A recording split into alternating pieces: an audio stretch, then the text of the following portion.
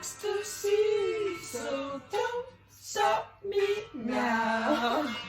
Hi, I'm Sadie Garvey. And I'm Izabelle Helou. And we're doing our video on the band Queen. Which is one of our favorite bands. Yeah. So Queen is a British rock band that was formed in the 1970s. The lead singer is Freddie Mercury. Brian May played the keyboard. Roger Taylor was the drummer, and John Deacon was the bass guitarist. And Brian and Roger were already in a band together. It was called Smile. And then they met Freddie. He was a fan, and he really pushed them to try like different styles with their music. And he joined the band in 1970, and they named it Queen in 1971. And then they were signed to their record label, EMI, and their first album was released in 1973, and it was called Queen. So when it comes to key songs for the band Queen, it's really hard to just name a few because pretty much all of their songs have just become really big and they're all really well known. But two of my favorites are Bohemian Rhapsody and I Want to Break Free.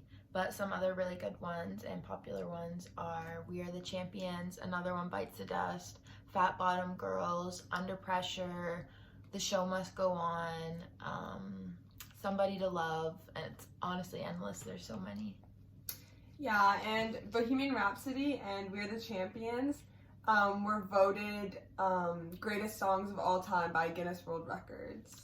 Now, like we mentioned before, the band was formed in London, so most of them were from London and are all British.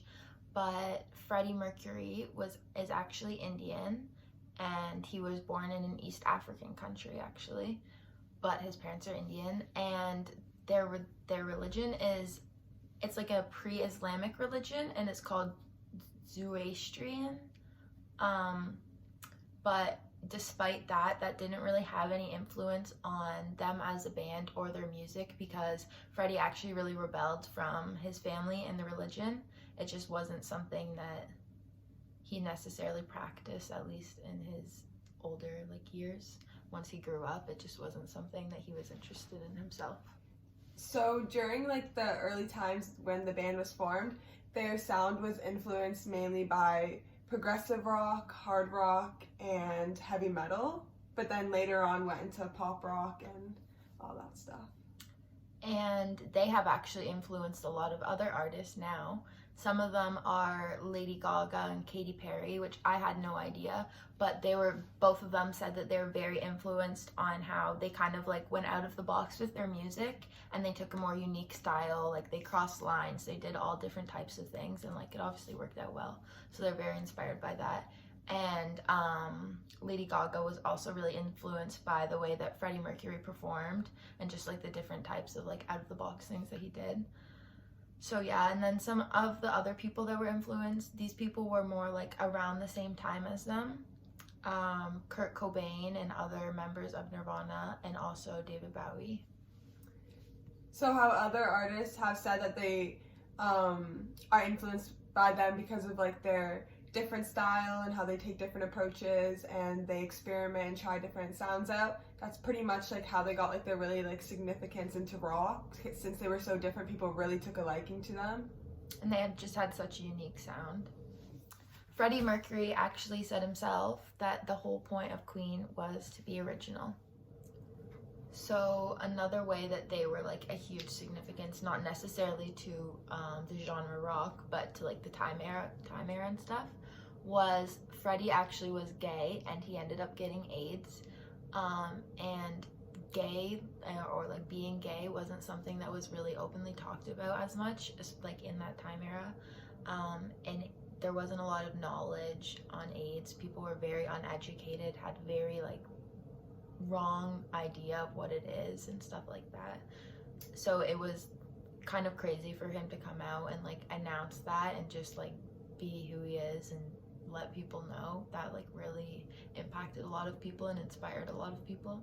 And in 1985, the band actually performed at the Live Aid. And that was one of his one of the band's best performances. People still talk about it to this day. I always hear my mom talk about it. She loves Queen too. So although the band didn't really invent any like musical or like technical like things or whatever.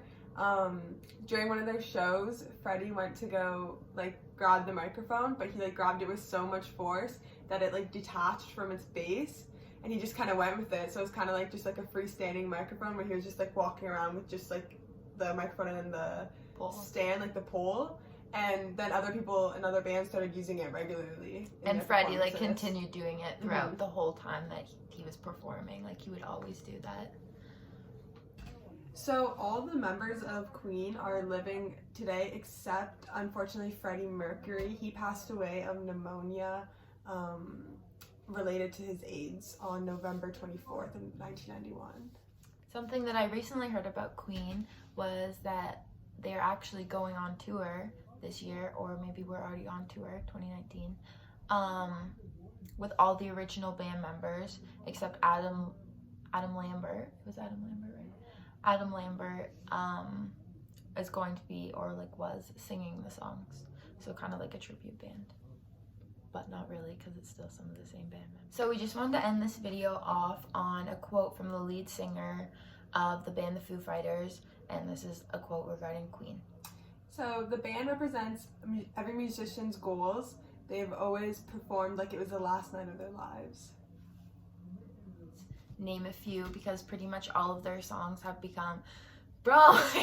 Well, I'm agreeing, bro. Are really out of the box with their music, and they try different things and experiment a lot. That was like what their significance. I'm confusing.